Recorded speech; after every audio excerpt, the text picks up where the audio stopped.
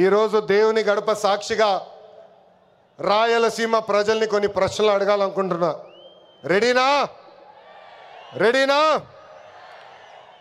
తల్లిని చెల్లిని మెడబట్టుకుని బయటికి గెంటేసింది ఎవరు? సొంత బాబాయిని లేపేసింది ఎవరు? జే బ్రాండ్లు అమ్మి పేదల రక్తం దాగింది ఎవరు? బల్ల కింద ఉన్న ఎర్ర బటన్ నొక్కి ప్రజల్ని బాధింది ఎవరు? అందరూ ఎర్ర బుక్కు అని ఏడుస్తున్నారు. ఎందుకయ్యా అంత ఏడుపు? నేను ఆనాడు చెప్పిందేంటి? ఎవరైతే చట్టాన్ని ఉల్లంఘించి ప్రజల్ని కార్యకర్తలు ఇబ్బంది పెట్టారో చట్టపరంగా వాళ్ళపైన యాక్షన్ తీసుకుంటానని నేను చెప్పా. ఈరోజు ఎర్ర బుక్ కాదు కదా, ఎర్ర రంగు చూస్తేనే వణికిపోయే పరిస్థితి వస్తుంది. ఎర్ర బుక్ అంటే ఒకడికి గుండుపోటు వచ్చింది. ఎర్ర బుక్ అంటేనే ఒకడు బాత్రూంలో కాలు జారి చెయ్యి ఎర్రగొట్టుకున్నాడు. ఇంకొకడు ఏమయ్యాడో మీ అందరికి తెలుసు. అర్థమైందా రాజా?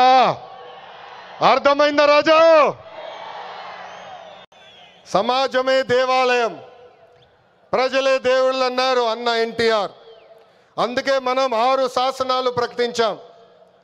తెలుగు జాతి విశ్వఖ్యాతి, స్త్రీ శక్తి, యువగలం, పేదల సేవల్లో సోషల్ రీఇంజనీరింగ్, అన్నదాతకు అండగా కార్యకర్తలే అధినేత. పాలిట్ బ్యూరో సభ్యుల దగ్గర నుంచి, వేదికమైన పెద్దల దగ్గర నుంచి, ఇక్కడున్న కార్యకర్తల వరకు ఈ 6 శాసనాలు మన శ్వాసగా బతకాలని ఈ సభాముఖంగా మిమ్మల్ని అందరినీ కోరుకుంటూ, మనకి ప్రజలు ముఖ్యం, వాళ్ళ ఆనందం వాళ్ళ సంతోషం ముఖ్యం. అహర్నిశలు కష్టపడాలా, వాళ్ళకి అందుబాటులో ఉండాలా. తిరిగి 2029లో మళ్ళీ కూటమి ప్రభుత్వాన్ని గెలిపించాలని ఈ సభాముఖంగా కార్యకర్తలందరూ తెలుపుకుంటూ, ఎప్పుడు మా ఇంటి తలుపు మీకోసం తెరిచుంటాయి.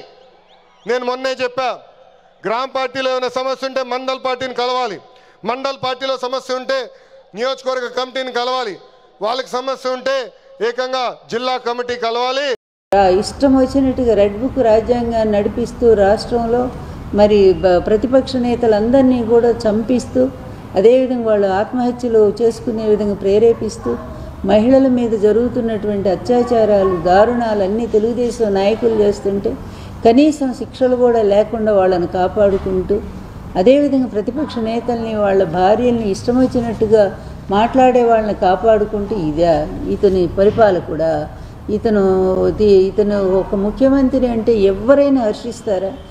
ఇట్లాంటి దగుల్బాజీ రాజకీయాలు చేసేటువంటి వాళ్ళు ప్రపంచ చరిత్రలో ఇంతవరకు చూడలే. ఇప్పుడు ప్రతి ఒక్కడూ ఒక ఆశయం కోసం, హిట్లర్ లాంటి వాడు కూడా వాడు యూదుల మీద కోపంతో చేశాడు. వాడి చిన్నతనంలో జరిగిన అవమానాల వల్ల అతను ఒక ఆశయం పెట్టుకున్నాడు, అతను చేశాడు. కానీ వీళ్ళకి ఏదైనా ఒక ఆశయం అంటూ ఉందా? ఆశయం ఒక్కటే నాకు తెలిసి, తండ్రి కొడుకులు అవినీతిలో కోట్లు సంపాదించడం, అడ్డదారిలో వ్యవస్థల్ని మేనేజ్ చేయడం, వాళ్ళందరినీ వాళ్ళకు అనుకూలమైనటువంటి వాళ్ళని కోర్టులు తప్పుదారి పట్టించడం, అదేవిధంగా కేసులను తారుమారు చేయించడం, కోట్ల రూపాయలు పోసి పెద్ద పెద్ద లాయర్లను పెట్టి తిమ్మిని బమ్మిని చేయటం. ఈ విద్యల్లో మాత్రం తండ్రి కొడుకులు బాగా ఆరితేరారు. అలాగే రాష్ట్రాన్ని లూటీ చేస్తూనే ఉన్నారు. అందువల్ల మహానాడులో వీళ్ళు ఏమైనా చేసిన గొప్ప పని ఒక్కటైనా ఉంటే దాని గురించి చెప్పుంటే బాగుండేది. కడపలో మహానాడు పెట్టడమే గొప్పగా భావిస్తున్నారంటే, ఒక 20,000 మంది పోలీసులు పెట్టుకొని చుట్టూరా కూడా అక్కడ జనమేమో రాలేదు, పోలీసులే ఎక్కువ కనిపిస్తూ ఉన్నారు. అలాంటి వీళ్ళు కడప ఇంటికి వెళ్ళి ప్రజల ఇళ్ళకి వెళ్ళి, మేము మీ ఇంటికి వచ్చాము, అందువల్ల మా పరిపాలన ఎలా ఉందని తండ్రి కొడుకులకు అడిగే దమ్ముందా, ధైర్యం ఉందా? కడపే కాదు, రాష్ట్రంలో ఏ మూలకైనా సరే మీ ఇద్దరు వెళ్ళి మా పరిపాలన ఎలా ఉంది, మా పరిపాలన చూసి మాకు ఓటేయిగా వేస్తారా అని చెప్పి ఒక్కసారి జగన్ గారిలాగా అడగండి. పాంప్లెట్ జగన్ ఏమేమి అమలు చేశాము, ఇవి చేయలేదో టిక్కు పెట్టి చెప్పండి అని చెప్పిన ధైర్యం మరి మీరు చేయగలరా? అన్నిటినీ కూడా సర్వనాశనం చేశారు. జగన్మోహన్ రెడ్డి గారు ఒక పద్ధతి ప్రకారంగా రాష్ట్రాన్ని అన్ని రంగాలను ముందుకు తీసుకెళ్తూ అటు అభివృద్ధిలో ఆంధ్రప్రదేశ్ నంబర్ 1 చేశారు.